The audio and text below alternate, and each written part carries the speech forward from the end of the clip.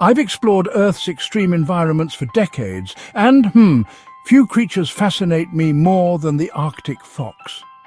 These extraordinary animals survive where temperatures plummet to -50 degrees Celsius. Their thick coat changes colour seasonally, white in winter, brown in summer, providing perfect camouflage. With keen hearing, they locate prey beneath snow, eating anything from lemmings to bird eggs.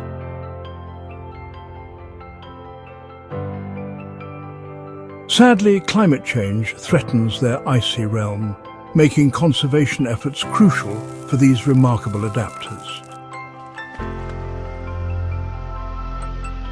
If you enjoyed learning about the Arctic fox, please like and subscribe for more fascinating wildlife stories.